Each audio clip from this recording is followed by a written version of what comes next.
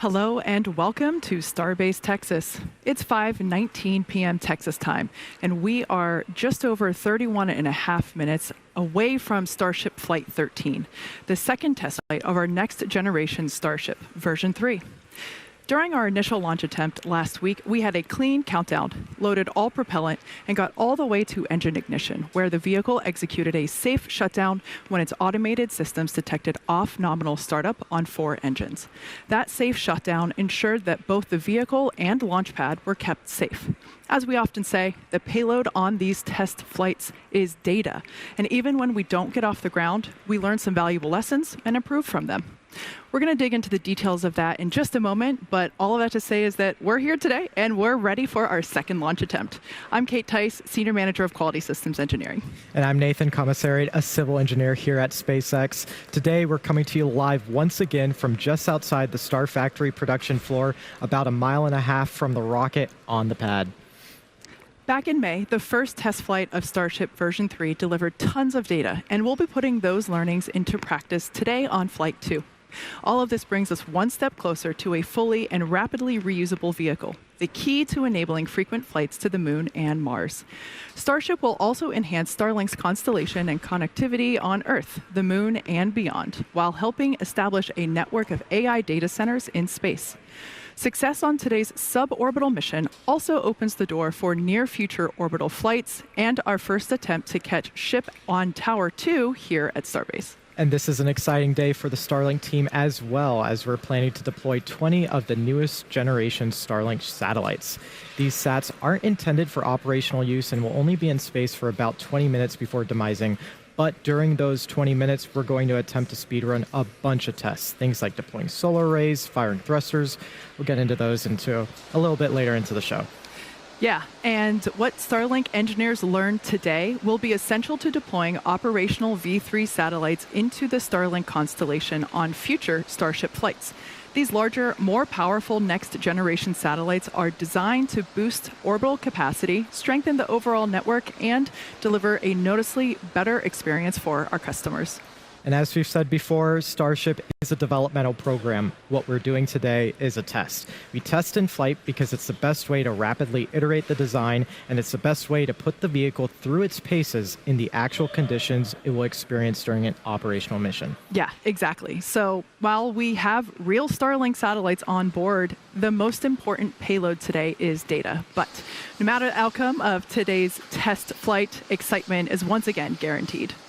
Now let's head a couple of floors upstairs where Dan Hewitt is just outside the Launch Control Center. How's it going, Dan? Hey, Nate. It is going great. Hi to you and Kate. Hello, everybody else. I'm Dan Hewitt with SpaceX Communications. Happy to be here with you for another launch day.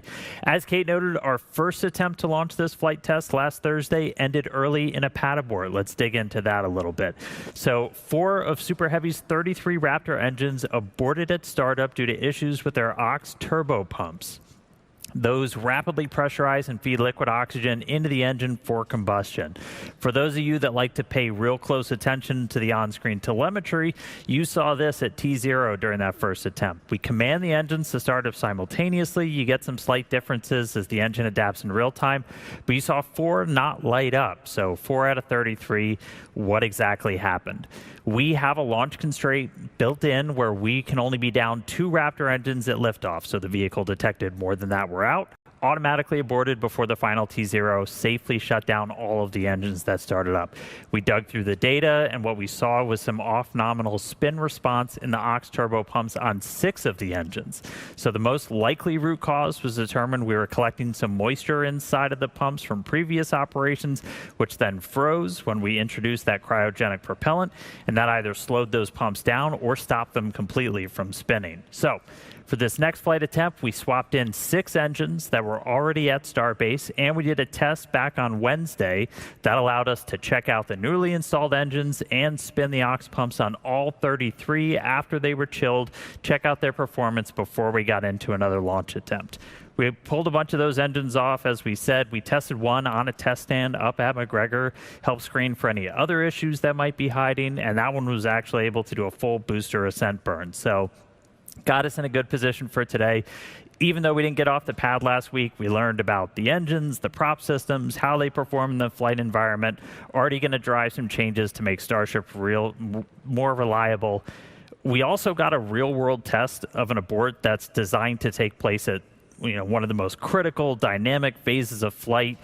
We safely shut down 29 running Raptor engines, safeguarded the vehicle and the pad. A mountain of work goes into designing aborts. You've got software, hardware engineers just dreaming up bad day scenarios, how we want the vehicle to respond, just to give us the best possible path to maximize safety, preserve the mission and the hardware, so we're able to do that. All right, that was then. This is now Flight 13's second attempt. So things are looking really good at the moment. Just behind me here is the Launch Control Center. Everybody's on console, looking at the systems on board the vehicle and on the pad as we count down to liftoff. Propellant load is underway. We slipped a little bit into our window as we waited for some last couple of things to settle out, and we are targeting a liftoff at 5:51 p.m. Central Time. Weather today, you can see we've got blue skies. We're going to do a little weather corner here for a second because we were originally attempting to fly yesterday, and we didn't because of, we said, weather. I want to be clear, the cause of not flying was visibility. It had nothing to do with launch weather constraints. One of the key goals of this flight is to get very clear imagery of the tiles on Starship as we're flying it at a higher dynamic pressure. You can't do that when you have clouds completely obscuring your view through all of those critical phases of ascent. We're actually capable and legally allowed to launch into lightning because we've done a ton of testing, unique testing, analysis, studying aircraft capabilities, and it's designed because that's ultimately the cadence we want to fly at, like an airplane. We're going to utilize that new capability carefully, but we're very aware if we want to fly Starship as often as you could fly an airplane, you're going to have to fly in weather that historically would keep rockets on the ground. So we're doing that analysis, we're doing that testing to prepare for the future. Aside from weather, we're watching the range, both in the Gulf right here off Starbase and in the Indian Ocean. That's currently green, and we are not tracking any vehicle or pad issues that will preclude a launch today. Speaking of the pad, that launch infrastructure, it's every bit as complicated as the rocket itself. It's designed to operate in some of the most extreme conditions on Earth. In case you missed it, we had some pretty cool insight into what it takes to launch the most powerful rocket on the planet in the second episode of our ongoing documentary, Starship.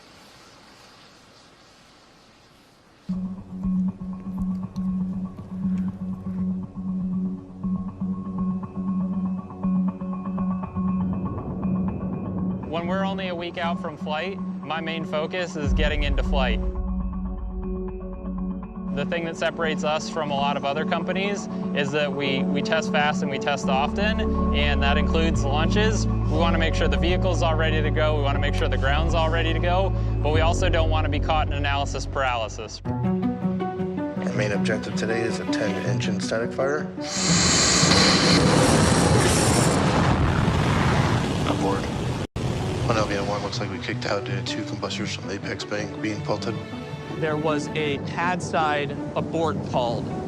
These things were holding like 5,000–6,000 tons of propellant plus the rocket weight. And it's like, okay, well, why didn't you guys simulate that? It's like, well, because we didn't have anything that weighed that much. Like, this is the first time we put anything on it that weighed that much. So there's just so much that you have to think about and then be very paranoid on.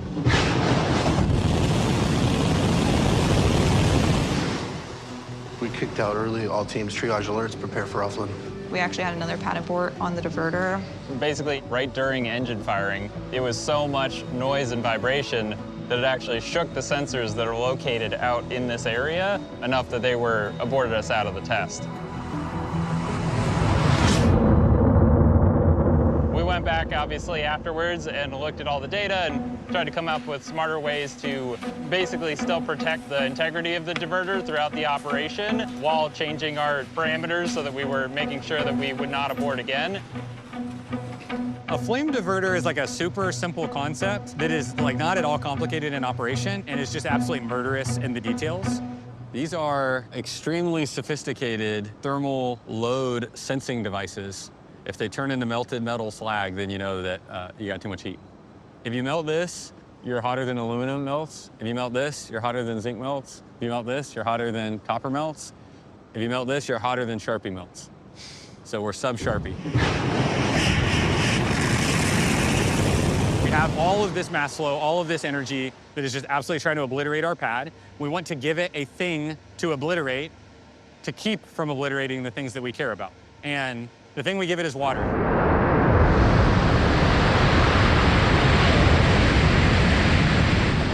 The amount of energy that water can absorb is like miraculous. And so if you can get high enough pressure water in the right places and just allow it to flash boil that water, then it solves a lot of the problems for you. Like the idea is that the steel never gets that hot, the structures never get that hot, because the water absorbs all that energy, turns to steam, and everything's okay.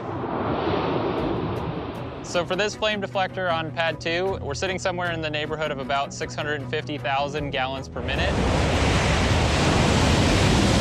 That's approximately in the range of about like one entire Olympic swimming pool being drained in the course of a minute.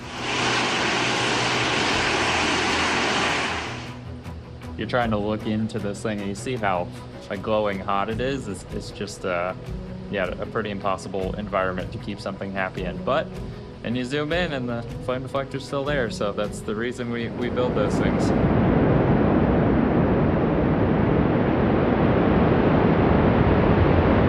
Putting the rocket into human terms is something really tough. 65,000 pounds per second of propellant that is coming out of the engines.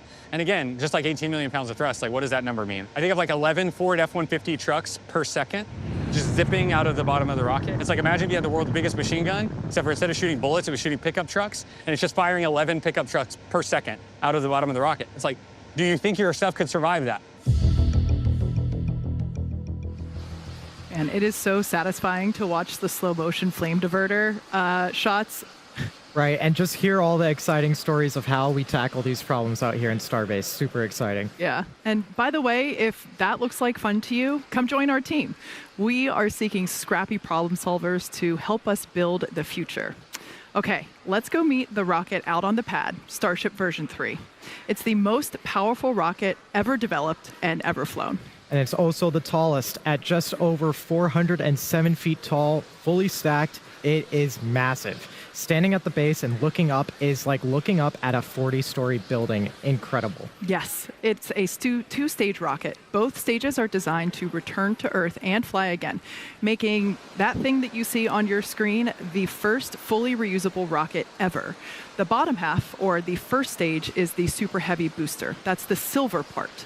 It's powered by 33 of our newest iteration, you see them there on your screen now, Raptor 3 engines. They run on liquid methane and oxygen, and this version of Raptor provides a significant increase in thrust. With that additional thrust, as you can see here by these comparisons, the version that we're launching today, version 3 on the far right, that version of Starship gets off the pad much faster than our previous versions. The one on the far left is, I believe, is actually our Flight 1 footage, and in comparison, they really just go. Yep. And now Super Heavy has 3 grid fins, which you can think of as aerodynamic rudders. You see them on your screen now. They help steer during landing. They're 50% larger than on previous booster versions and are designed to support rapid reuse and a more stable atmospheric reentry. I love that shot there. And at the top of the booster, we've got the hot stage adapter. It's designed to protect the booster during separation, and now it's fully integrated for reusability. And stacked right above that is our upper stage of the rocket, or stage 2. It's what we call ship. It's powered by 6 Raptor engines, 3 optimized to sea level performance, and 3 for the vacuum of space. Ship's design could one day enable point-to-point transfer on Earth, meaning you could travel anywhere on the planet in an hour or less. Sounds pretty great to me. Sounds awesome. It's designed to carry massive orbital payloads, both cargo and crew, to Earth orbit, the moon, Mars, and beyond. And for the first time, we are carrying real Starlink V3 satellites to space. For more on that, let's head out to California, where Tyler is standing by with the team in Hawthorne. How's it going, Tyler? We're doing great over here, Nate. Thank you both. I'm Tyler Lionquist, and I'm a Starlink business analyst here at SpaceX. Now, for those of you who have been following along, the Starlink version 3 satellites have been designed to take full advantage of Starship's payload capacity. And we're going to get our first look at those satellites today. The Starlink V3 is our next-gen satellite, and it includes meaningful increases in capacity, data density, and power generation. So we'll be adding around 20 times the capacity into the constellation on each Starship mission as compared to the version 2 satellites that we launch on Falcon. And that means that we'll be able to serve more people all around the world and with increasingly better high-speed internet. Like all Starlink satellites, the V3s are built at Starlink's site in Redmond, Washington, where we already build more satellites than anyone else in the world today. Now, the V3 sats are designed to support 1 terabit per second of downlink and 160 gigabits per second of uplink capacity. That's approximately a 10 times improvement in downlink capacity and around a 22 times increase in uplink capacity from the version 2 Starlink satellite. Serving this capacity to and from customers are the satellite's upgraded phased array antennas. The upgraded phased arrays are fed by SpaceX's in-house developed chips that were designed to serve customers more efficiently in both densely and sparsely populated regions simultaneously. And each Starlink V3 satellite is also equipped with 6 high-capacity 400 gigabit space lasers. Now, these 6 lasers will allow high-bandwidth traffic to flow uninterrupted between any 2 points in the world with redundant paths across a petabit laser mesh network. And if that wasn't enough, the V3s will carry 4 quad-band radio frequency backhaul antennas. And these will take advantage of the Ka, E, V, and W communication bands, allowing for an 8 times improvement in supported capacity compared to the V2 sats. And that's a lot of growth in capacity and capability. And as such, the new satellite design requires more power. So the solar arrays on V3 will generate approximately twice as much power as the current arrays that we fly on the V2 satellites. And they're also optimized to reduce drag in the lower orbital altitudes in which these new satellites will operate. But before we operationalize these satellites, we want to put them in a flight-like environment. These satellites were loaded into Starship last week ahead of that first attempt. And once deployed, the Starlink team will only have about 20 minutes of flight to speed run some of these tests before the sat's demise in the atmosphere. The team will attempt to run tests such as extending the new solar arrays and antennas, connecting with ground stations, and turning on the satellite's communication systems. And this is all part of SpaceX's iterative process to technology advancement. From the very beginning, Starlink was designed to scale rapidly and improve continuously. From production to launch and ground infrastructure, Starlink is uniquely positioned to keep pace with rising demand around the world. In fact, just last week, we rolled out the next generation Starlink kit, the V5, which is built for reliable, high-speed home internet.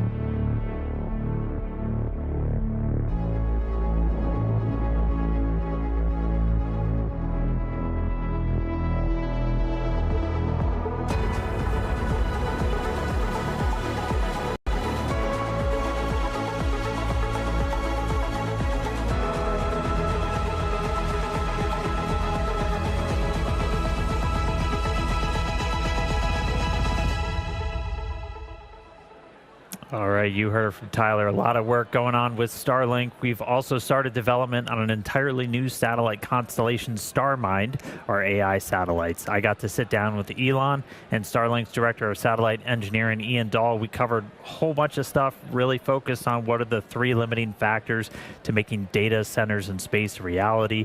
First one we talked about was mass to orbit. That's where Starship comes in. We're going to need megatons into low Earth orbit, and we're going to be combining its full reusability and the really big payload capacity to launch the number of satellites that we're talking about, because we plan to deploy up to 1 million AI satellites, and those are going to function as those orbital data centers using Starship for the high volume, low cost launches.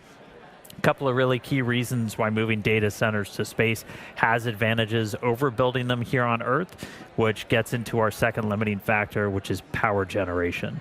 It's always sunny in space. Satellites can harness that sun, that near constant solar energy, which is really going to be the only way to scale if AI continues to grow at the pace that we see, especially when you contrast it with all of the challenges that you have here on Earth. Within about 2 to 3 years, we believe space-based AI compute is going to become the lowest cost option as those launch costs continue to drop and Earth-based constraints continue to grow. It's going to just transform how Earth powers AI, unlocks the future. And then our third limiting factor that we got to go figure out is going to be chips, and we got to do that fast. And that's what we're doing with TerraFab. That's going to be the most epic chip building effort ever. not just churning out really cool advanced chips, but also building a massive scale location to do it. We're talking 100 million square feet, so about 10 Tesla gigafactories. All of this together sounds a bit fantastical, a bit out there, but these are real steps that we are taking right now that are going to set us up to eventually become a galactic civilization. That sounds really cool.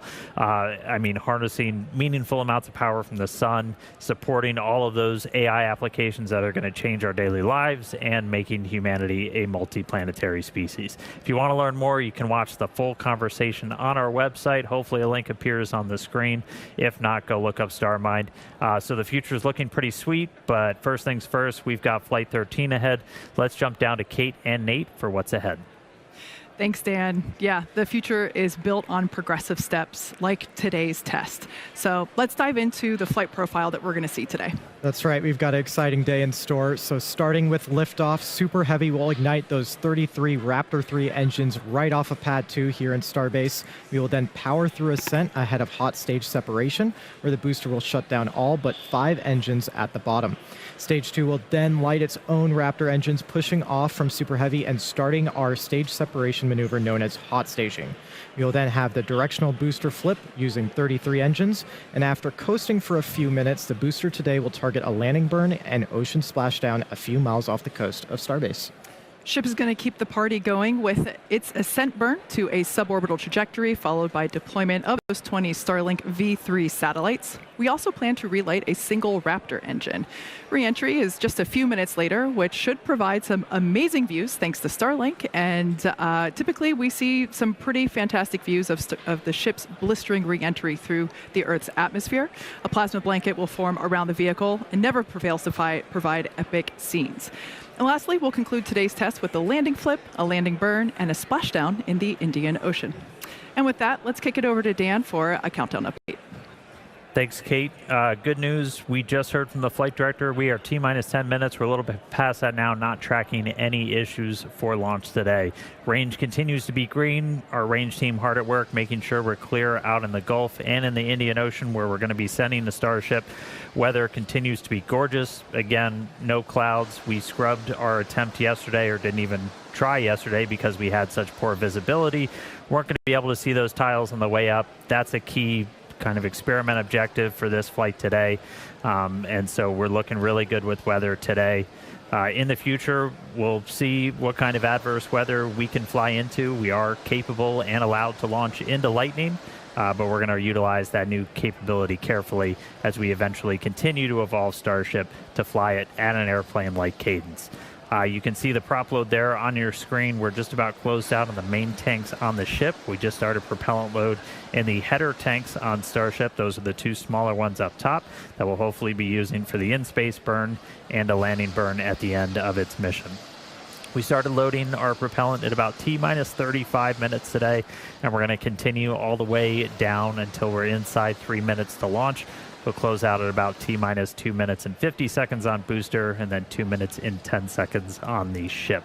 So at the moment, we're looking good. That launch time, 5:51 p.m. Central, a couple of minutes into our window today. So we'll be back real soon. Toss it back down to Kate and Nate. Thanks, Dan. Recently, NASA announced the astronauts for the upcoming Artemis 3 mission. The Artemis 3 mission is a crewed demonstration mission in low Earth orbit designed to demonstrate critical systems needed for future lunar landings. Astronauts Andre Douglas, Luca Parmitano, Randy Bresnik, and Frank Rubio, as seen there on your screen, they will crew the mission, and it's slated for 2027. It's a great crew, and it's also the penultimate mission, the final test before Artemis 4 attempts to put astronaut boots back on the moon for the first time since 1972. We'll be launching a Starship with a docking port on the nose so we can practice rendezvous and docking with the crew.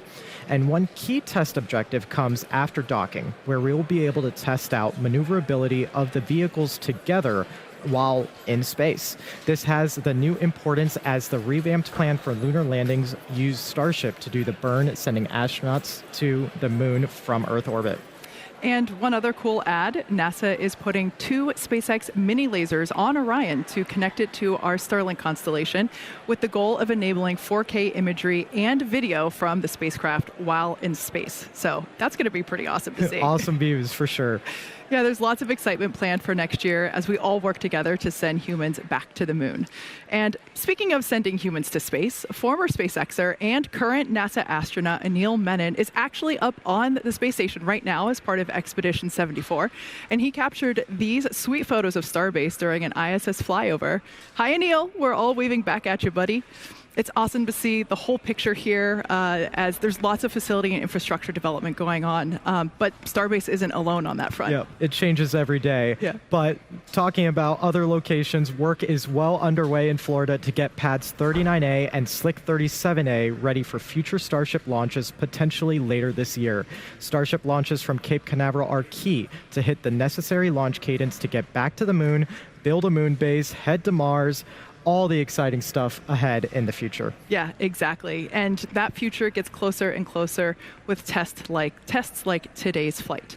And with that, we are just under 6 minutes until launch. So that brings us to terminal count.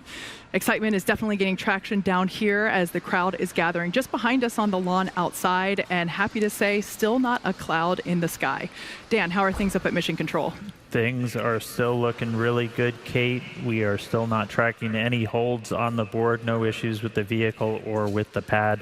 Our range continues to be green, both in the Gulf and out in the Indian Ocean for flight today. We'll continue monitoring that all the way down into the final minutes. We are going to be closing out our propellant loading on the booster and the ship within the next 3 minutes. We're going to have about 11.5 million pounds of liquid oxygen and liquid methane on both of those stages once we're all done. Then it'll be time for the pad to essentially ready itself, where we clear out all of the prop that's been flowing through feed lines up into the launch mount, up into the tower. Those go back into the propellant farm, get it ready, and we'll do those final thrust vector control, those steering checks as we get a little bit closer. If we need to hold that hold time, it's new for this launch, and we saw it briefly on our attempt last week. That hold is set at T-minus 60 seconds now. That's where we can pause, we can wait. If we need to just kind of hang out for any pressurizations, anything like that to clear, we've got a couple of minutes to hang there. We will only hold if there's an issue, and we're not tracking any holds on the board right now. That's right. Now, once T-minus 60 seconds passes, a number of events will occur in rapid succession. Both the ship and booster will configure their comm systems for flight, and they will rapidly run leak checks on gas and fluid tanks. Meanwhile, the booster will be going into internal power, and its engines will get their final priming for launch. Those ship engines will also begin their ascent bleed profile, and it will arm its automatic flight safety system. There's a lot of mechanical activations on the tower side as well, with one critical step being unlatching of the quick disconnect feeding propellant into the ship. And once T-minus 60 seconds has passed, we still have the ability to rapidly recycle the count under certain conditions back to that T-minus 60 seconds point and hold there to assess what happened and if teams can proceed once again to T0. There's an estimated 5 to 8 minutes of hold time, and that's largely driven by the propellant temperatures that we see on the vehicle while holding. The flame diverter on pad 2, you can see it there at the base of Starship. That activates at T-minus 17 seconds. Now, if we trigger a hold after T-minus 17 seconds, that will result in a scrub for the day, as we've already turned on the water. Now, for those that have just recently tuned in, once again, our primary test objectives for today's test flight includes a successful liftoff, stage separation. We also plan to deploy 20 Starlink V3 satellites. We have real satellites on board. We expect to have about 20 minutes of available time to speed run some tests and really allow the Starlink engineers to put them to the test in that time. That's right, and we also have the soft splashdowns planned for both the booster and the ship. Going to be super exciting to see if we can return those safely back, so that way we can get ready for tower catches again.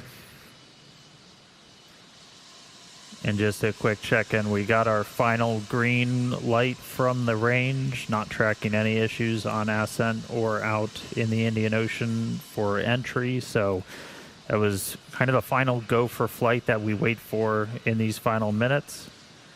Prop load now closing out on both vehicles. We have no holds on the board. Again, that we've got that gate at T-minus 1 minute. We're only going to hold if there's a reason, and currently there are no reasons. Now, coming up here in a few seconds, we should have, oh, actually right there we can see on screen, that's the base of the Super Heavy booster. Those are the 33 Raptor engines, and we expect to see and there they go, the TVC checkouts, also known as engine wiggles. We're activating those thrust vector control actuators to ensure that those center engines and the inner radius as well have the ability to steer the rocket. Yep, super cool to see how fast those move. I mean, in flight, it's amazing to see how it steers the vehicle. And we're coming up on that T-minus 1 minute now on our countdown, so let's listen in to see if we pass that gate.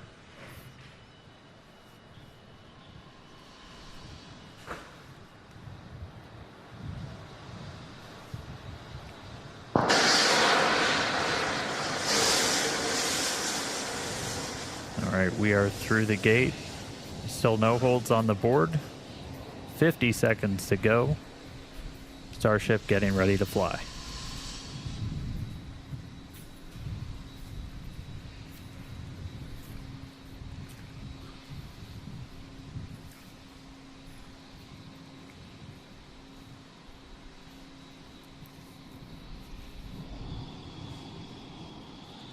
Flight directors go for launch.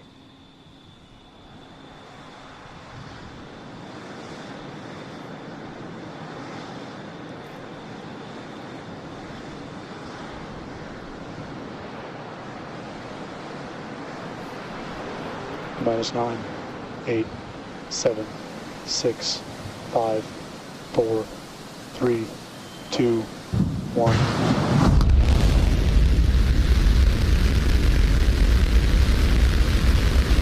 Lift off, Starship.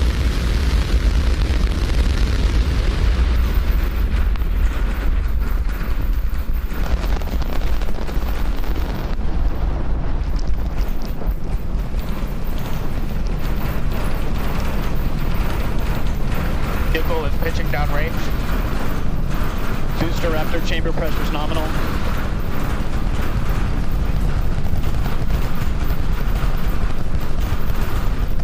Seconds into flight, 33 out of 33 Raptor engines lit on the Super Heavy booster, arcing away from us here at Starbase.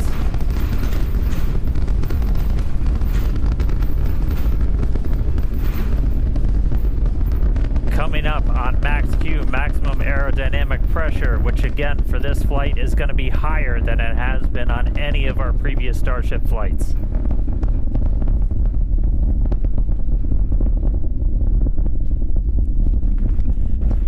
So we're passing through that maximum aerodynamic pressure over a minute now into flight.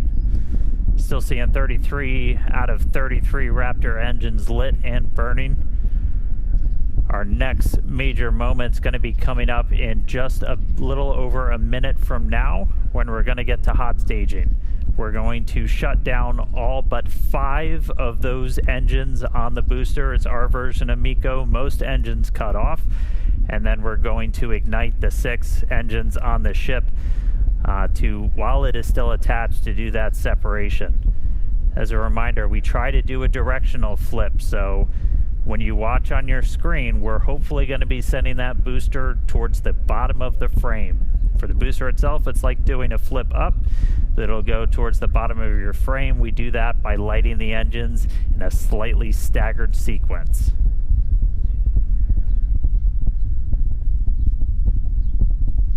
Standing by for hot staging.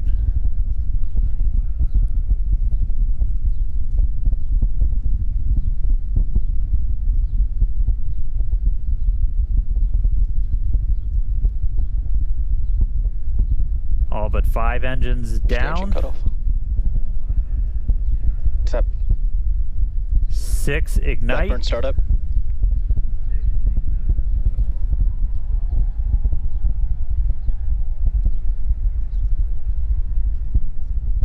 booster now doing its boost back burn. It looks like we lit all 33 initially. Now we're down to 13. We're seeing 6 out of 6 Raptors lit on the ship.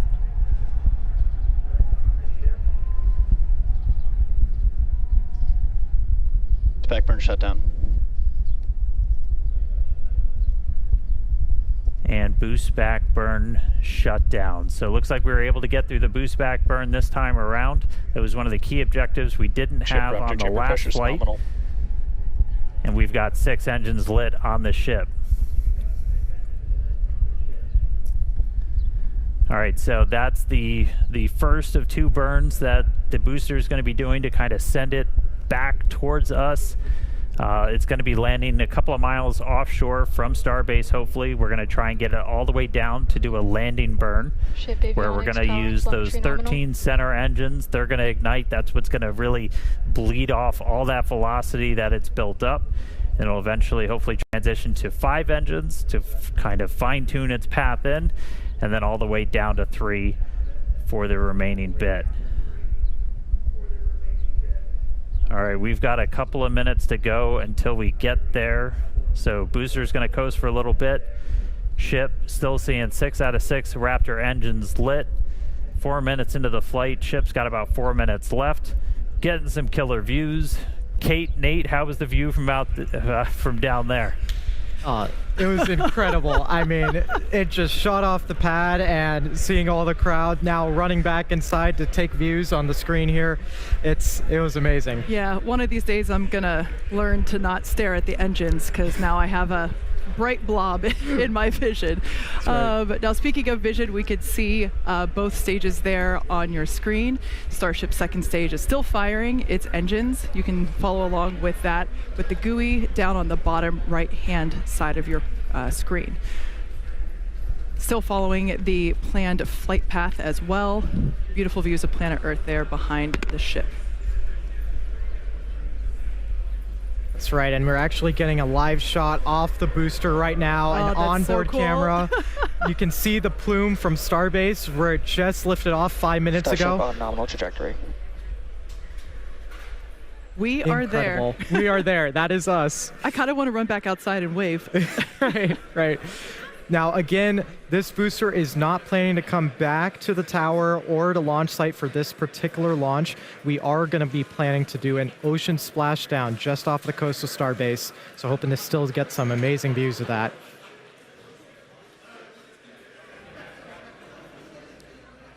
Pretty awesome to see the Raptor engines there on the left-hand side of your screen. We can actually see the plume there of those center Raptors. Those are the sea level ones, as well as the vacuum Raptors are the 3 on the larger ones on the outer radius.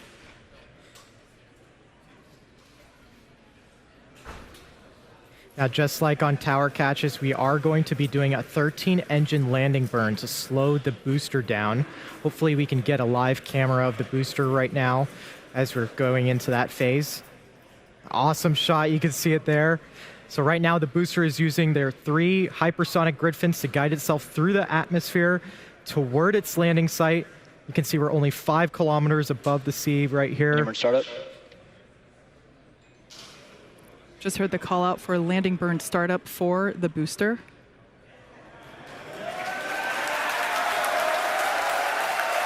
I have a feeling the crowd's about to go wild here.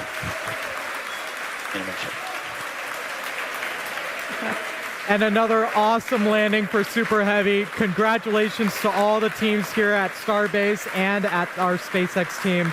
An amazing, amazing view. Everything continues to go well with ship, as you can see there on your screen.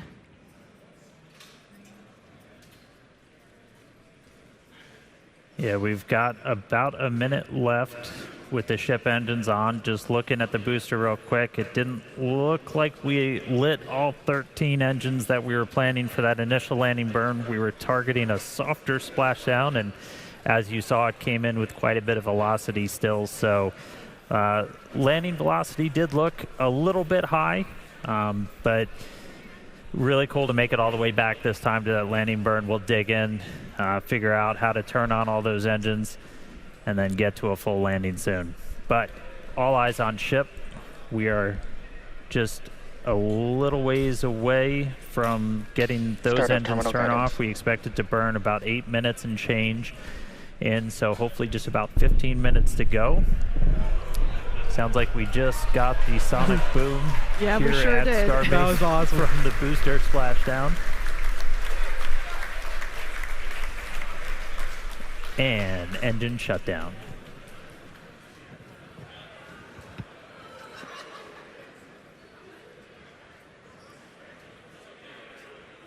All right, Starship 6 Raptor engines have successfully shut down. Nominal orbit insertion. And there's our call out for nominal orbit insertion. So we got a ship in space. We've got a booster in the Gulf where we were planning to send it. It's a hell of a start to the day, Kate. Yeah, it sure is. All of our colleagues here are filing in through the doors. A lot of people wanted to stay outside and hear the boom. And so it's pretty great to see a ship in space, and everybody's super excited down here. That's right. And as guaranteed, it has been an awesome day so far. All this action in just 9 minutes now. And objectives are done for the booster. Just want to quickly flag that that booster did land in a clear zone. We clear those before launch, well ahead, so that we ensure everyone is safe before the launch and after. So we're getting ready now for our in-space objectives. Yeah, we've got a few minutes until the next milestone, so sit tight and enjoy the space views and, of course, the space jams. We'll be back here at T+14 minutes to deploy our payload, which is 20 of our newest Starlink version 3 satellites. So we'll see you soon.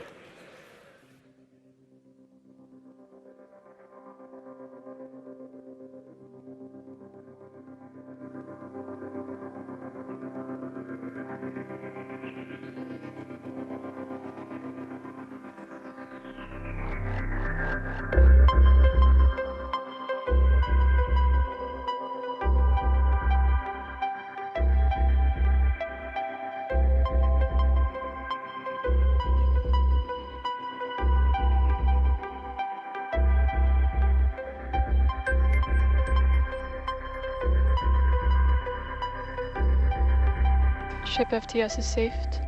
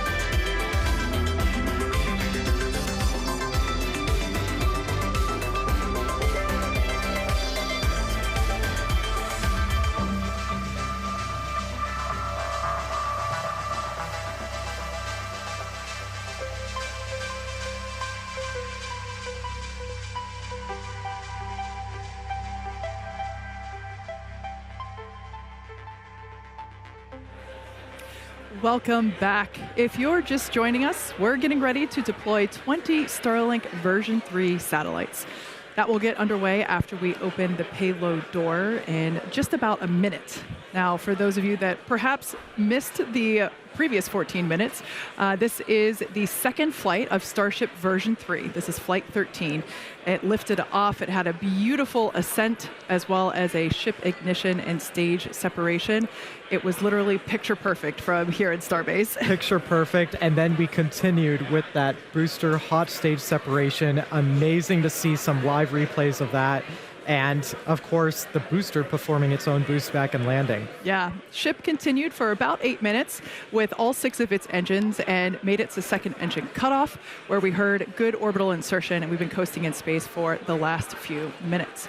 Now we're getting ready to deploy our very first real Starlink version 3 satellites.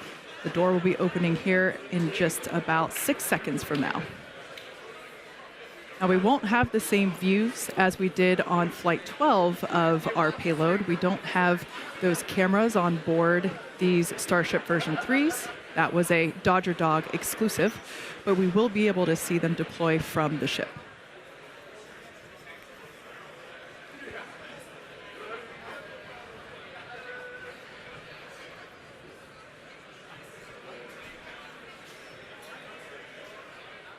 As Kate said, we should see the door open up really soon if we haven't quite gotten it open already. We've got 20 of these Starlink V3 satellites. Looks like the PEZ door is open. And so, yeah, this is the first time we've got Starlink V3 satellites getting ready to go into space. And I mean, these things are really just kind of crazy upgrades that they're going to bring to the network, where you start talking about just symmetric gigabit speeds through the Starlink network pretty much anywhere on the planet that this is going to unlock. So really exciting. These satellites are only going to be in space for about 20 minutes.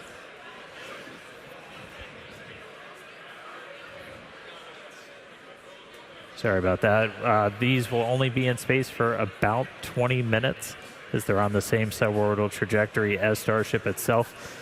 This is essentially just giving us a chance to try and run as many tests as possible, deploy the solar arrays, antennas, whatever we can on these vehicles.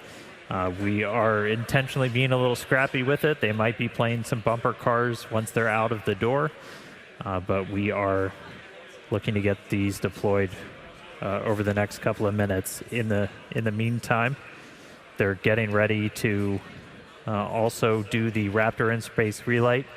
Listening to a little bit of conversation on that, but we are currently tracking to do it. I'll give you some updates if we hear otherwise. And there you go. You can see our first Starlink V3 getting deployed out of Starship. Huge milestone for the team out here. Yeah, the crowd is definitely hyped about this. We could see these Starlink V3s continuing to pop out with deployment assisted by the PEZ dispenser. Now, this version of Starship is built to deploy up to 60 of these more advanced Starlink version 3 satellites.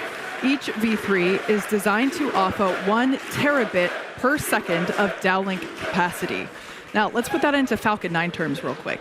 A Starship launch with V3 satellites will launch 20 times the capacity into the constellation as a single launch of V2 satellites on Falcon 9. Just incredible.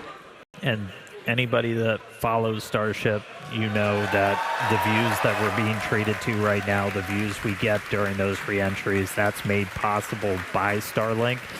It's given us just this unprecedented look into Starship as it's flying through space, hurtling through the atmosphere.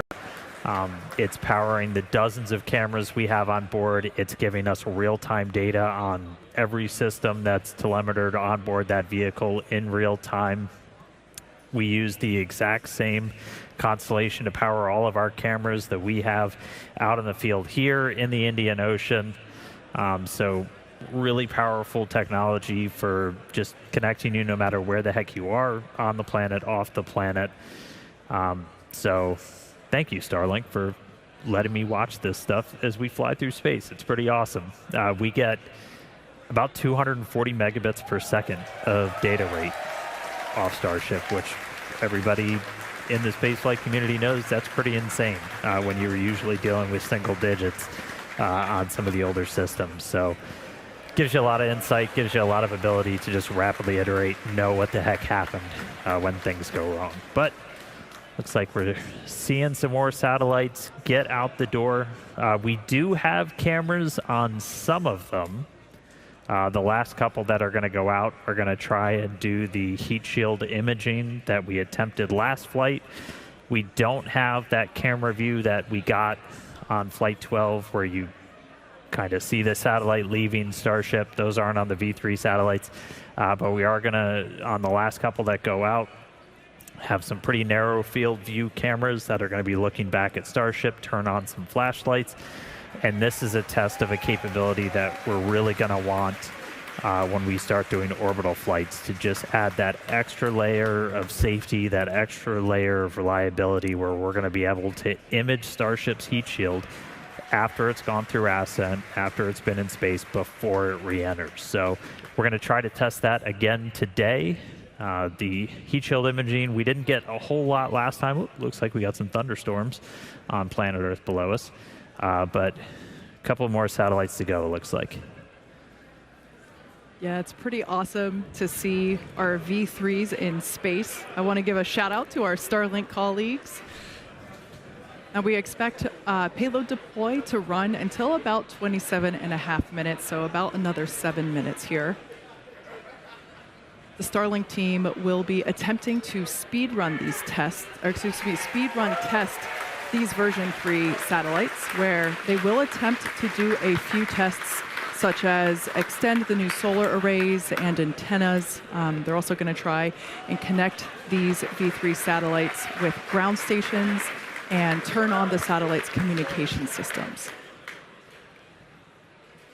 Now, they're only going to have about 20 minutes or so to do all of this, as these satellites only have that long before they demise in the atmosphere or break up due to that friction when they re-enter the atmosphere. So what we learn from today's deployment will help progress and move the program forward, which is super exciting. You could basically say that the payload's payload is data. That's right. We're getting very Inception here. Now, in addition to those tests for Starlink, for the Starlink team, as Dan mentioned, 6 of the satellites have been modified with engineering cameras to help scan Starship's heat shield. That will help inform our analysis of Starship's readiness for future catch returns back here at our launch site. So for those that might be unfamiliar, we are currently capable of catching our super heavy booster, and we've done that a couple of times. We have not yet attempted to catch our second stage or ship, and so that is going to be a very exciting milestone when that day comes. For sure, and we're building up to it with today's tests. We are still planning to do our water splashdown in the Indian Ocean, so stay tuned for that. That's only about 40 minutes away. But still, in space, we keep on deploying our Starlink satellites. Again, these are our V3 version of our Starlink satellites, a whole host of added capabilities to our version 2 that's currently in orbit.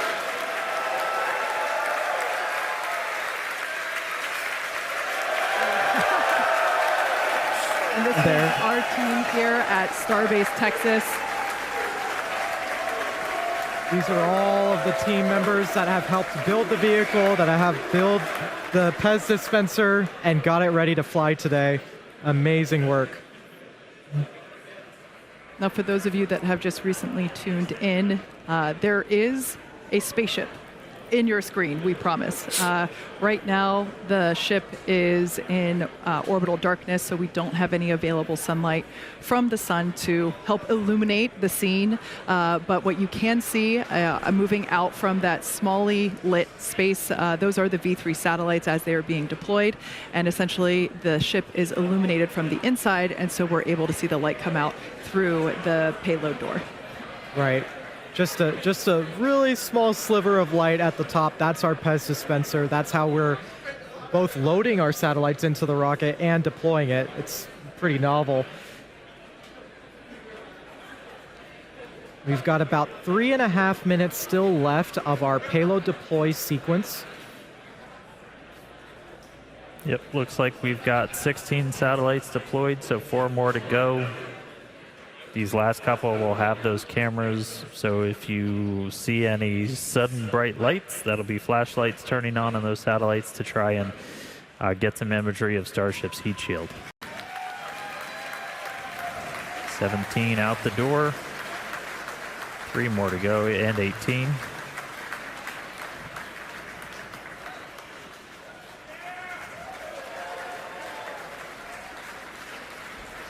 All right, and while we wait for these last 2, we did confirm we are still go for our Raptor relight demonstration a little bit later in the flight today, so we will be looking to relight one of those Raptor engines on ship. And that'll be our next major milestone after we get through these final 2 satellites.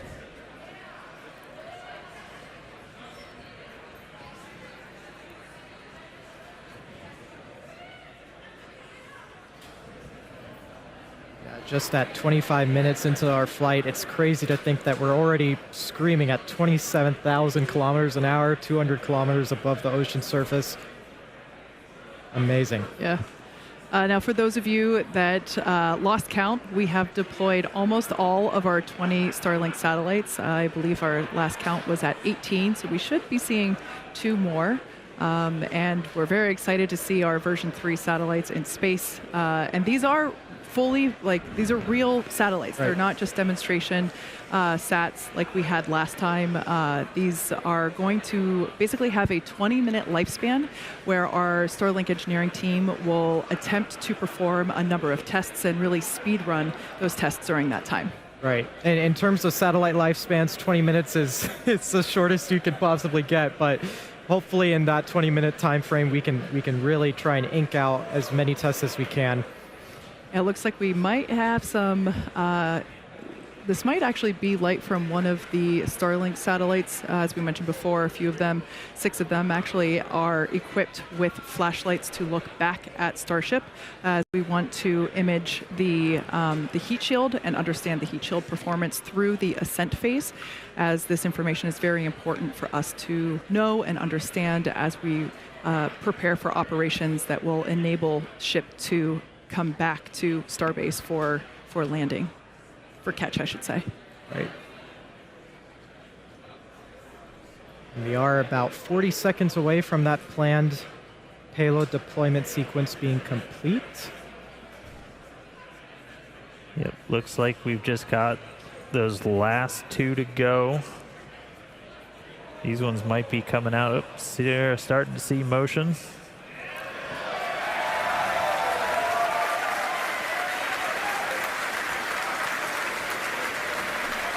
19 out the door, 1 more.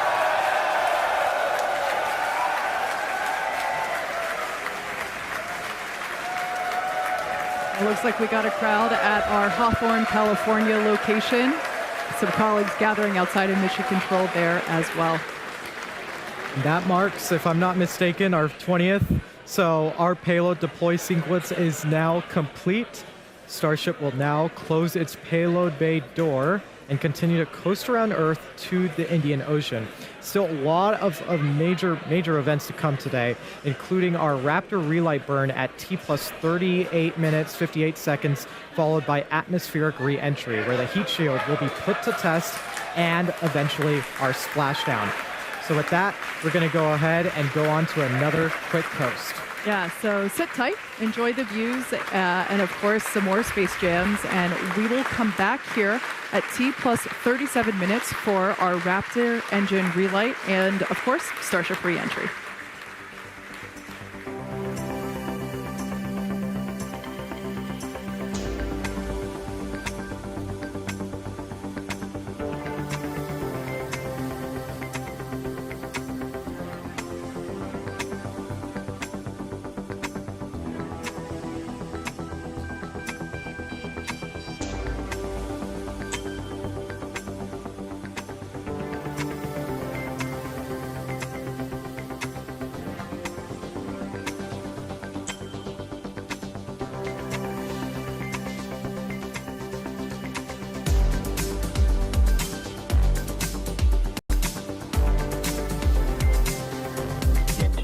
checkouts.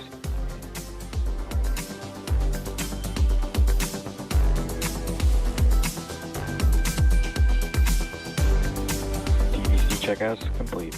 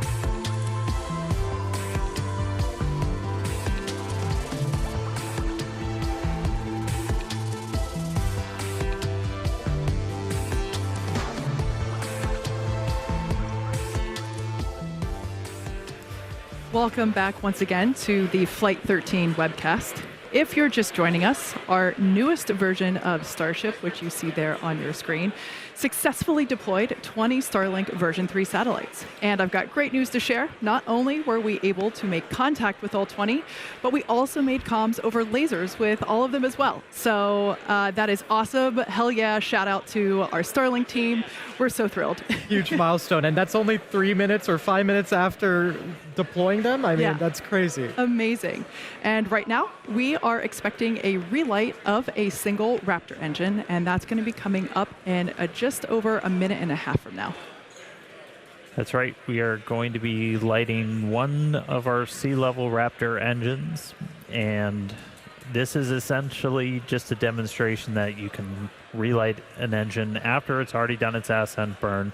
And this is going to be really important when we do maneuvers for orbital missions, whether we're relighting to go into orbit, or if you're already in orbit and you're getting ready to do a deorbit burn. We did hear our Raptor team is go for the engine relight, so not going to be skipping it on this one. So we should see that coming up in just about 45 seconds from now. Again, this is not a deorbit burn for this ship. We are on a suborbital trajectory, so this Starship is coming back over the Indian Ocean no matter what. But this is going to be a pretty critical test for what we'll eventually need to do when we do orbital missions. When you got to relight those engines, do a burn to get yourself out of orbit. One thing that is unique on this one is we're going to be lighting it for a little bit longer of a time. We're expecting this burn to be up to about 14 seconds. We've only done about 3 seconds previously. And so that should be coming up within the next couple of seconds. Let's stand by. Relight demo startup.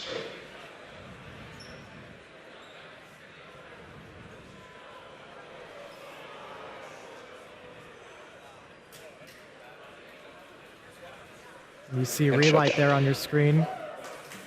Wow. And confirmation over the net. Relight shutdown. The burn has ended. Congrats to the team on this milestone. I mean, it's crazy to see how we can maneuver in space, and just another icing on the cake for today's mission. So we're going to be taking another quick break. We'll be back in a couple of minutes before re-entry, which is targeted for about T plus 47 minutes. So we'll see you soon.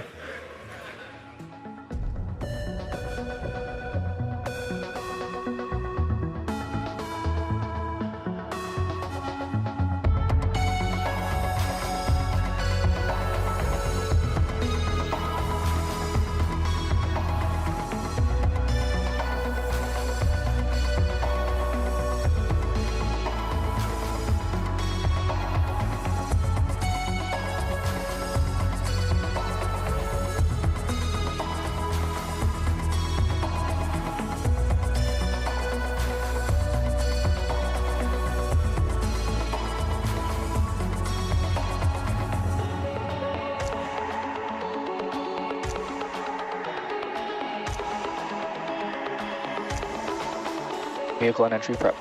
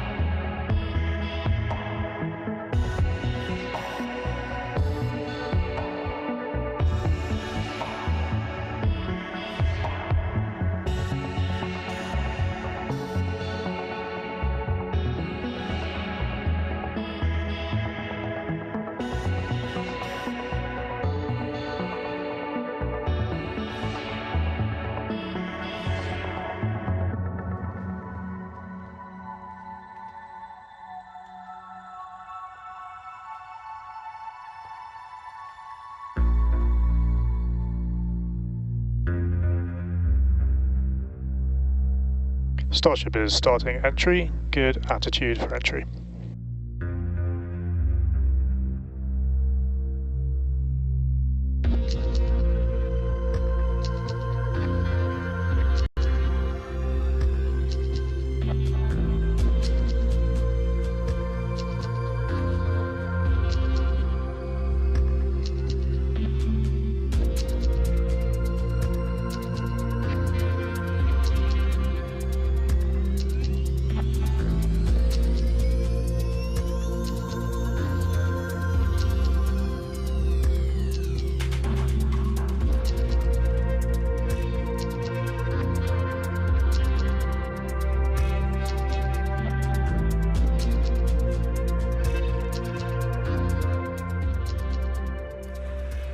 Welcome back once again to Starship Flight 13, second test flight of Starship version 3. As you can see by these pretty cool views on your screen, the ship is currently re-entering the Earth's atmosphere.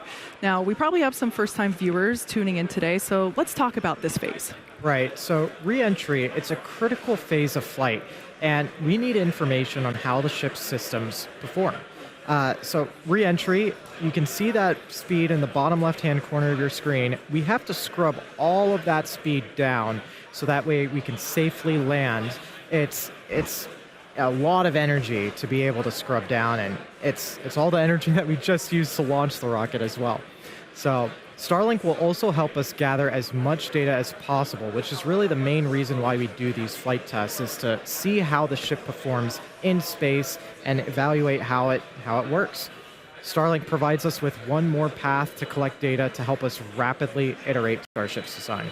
Yeah, exactly. And if the ship manages to again make it all the way through re-entry, we'll collect valuable data on the spacecraft flying through the Earth's atmosphere, and it's doing so at hypersonic speeds, or more than 5 times the speed of sound.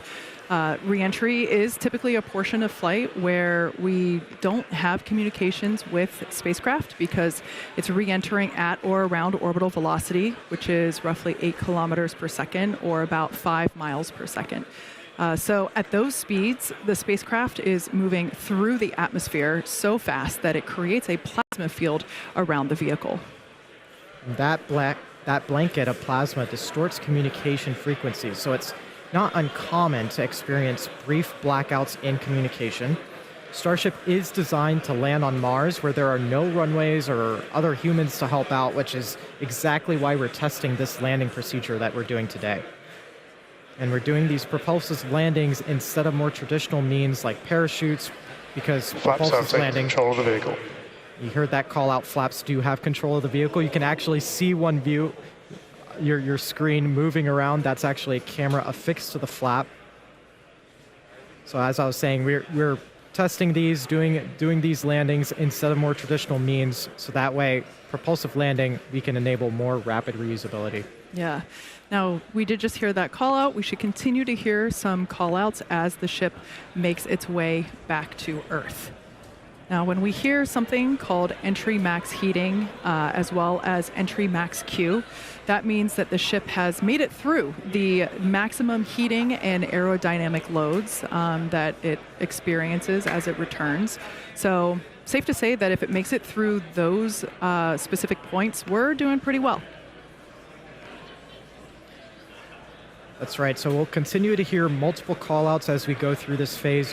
One of those call-outs will be that the ship is transonic. We'll also hear another one when it's subsonic. Transonic will be referring to the period of flight where velocities of airflow surrounding and flowing past the vehicle are concurrently below, at, and above the speed of sound, so somewhere in the range of Mach 0.8 to 1.2. For reference, commercial jets have a range of cruising speeds, but most fly at roughly Mach 0.74, 0.85. Just for reference, that's between 480 miles per hour to 575 miles per hour, or 770 to 930 kilometers an hour. And subsonic, another call out that you'll hear later on in the stream, subsonic will refer to speeds that are much less than the speed of sound. So at this point in flight, the ship's velocity will be slowing down drastically. So with reentry well underway, we'll take another break.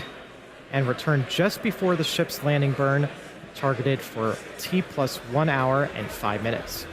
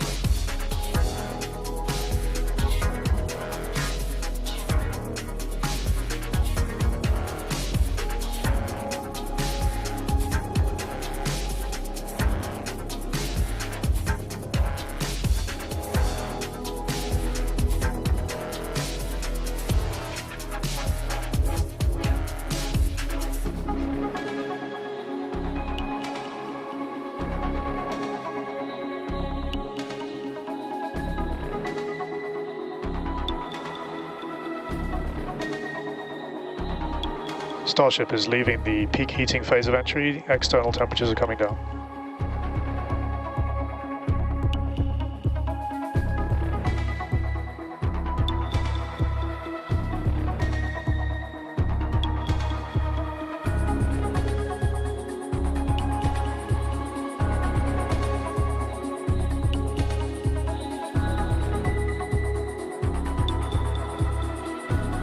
Starship is at maximum entry dynamic pressure.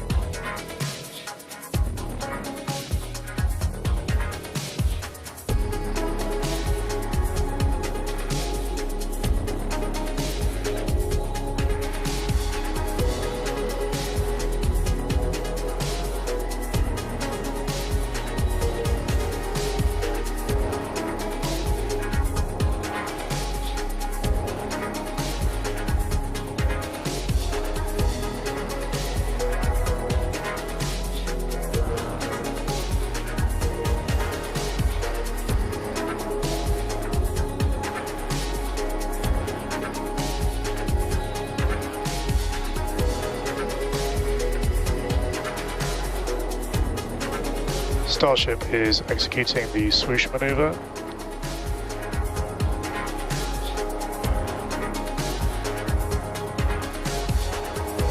Dynamic pressure is coming down.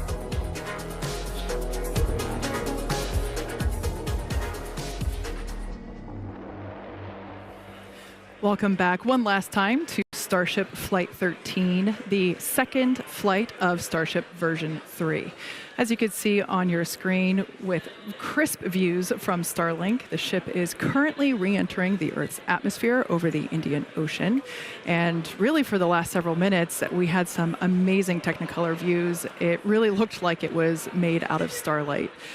Now, we did hear on the nets just moments ago that we made it through max heating and max dynamic pressure, meaning that the vehicle temperature and speeds and pressure are all coming down, and we can see that in the bottom left-hand corner of your screen as that speed continues to decelerate. We're coming up to the ship landing burn. One of pretty much everybody's favorite part of Starship test flight days, and that's going to be coming up here in just about a minute or so. Yeah, just about a minute away. We're going to try and light all 3 Raptor sea level engines for this burn. We'll light 3, do the flip. We'll eventually go down to 2 as we get close down to the water, down mode to a final 1 engine before we hopefully execute a nice soft splashdown. We'll see if we've got our buoys and drones in range with the recovery team. They're going to be standing by to try and get some additional views of Starship's heat shield, which from kind of our initial looks, it did pretty well on the flight uphill, but we'll continue to dig through all the visual data as we get it. We didn't do any real stress tests or anything on this flight. We did do, you heard our landing Large flight controller call out. We were doing the swoosh maneuver. This is kind of the final maneuver that we plan to have Starships returning to Starbase do, that will essentially hook them out over the Gulf before coming in and over Tower 2. But about 10 seconds away, look for 3 Raptors, the 3 in the middle, to light up, do a flip. Let's see if we can get this thing in the water.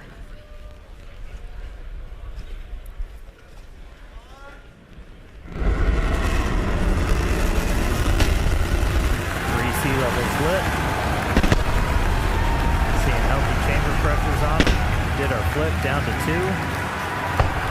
Starship descending into the Indian Ocean, down to 1. And we're in the water. And it's a soft splashdown in the water.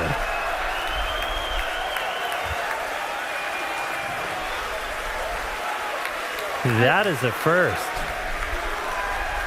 That is the softest splashdown we have ever had with the Starship there in the Indian Ocean.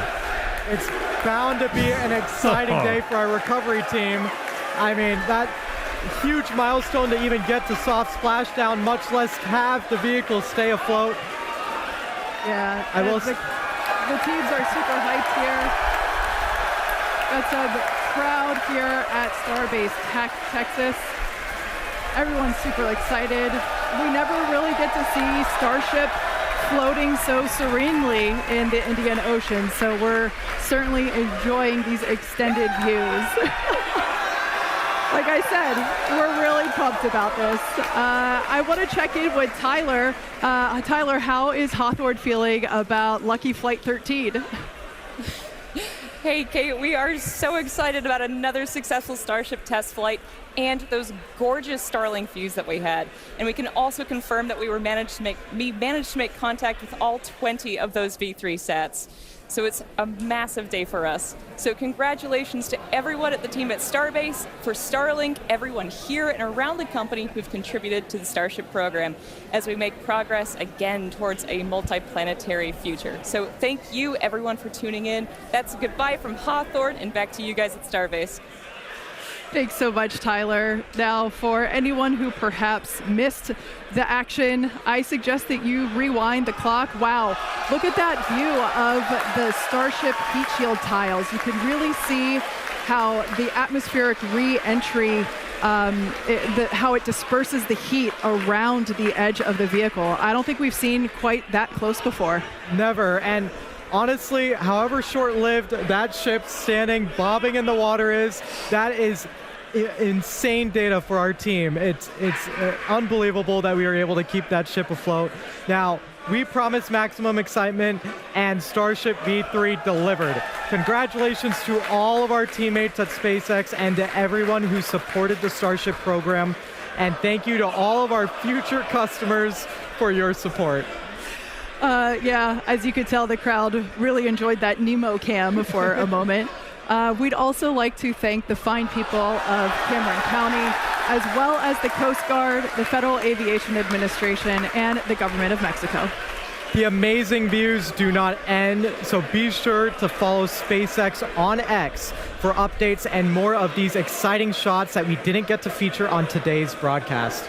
And to get an inside real-time look at the teams bringing this incredible rocket to life, check out the latest episode of our documentary series, Starship. And of course, thanks to all of you for tuning in.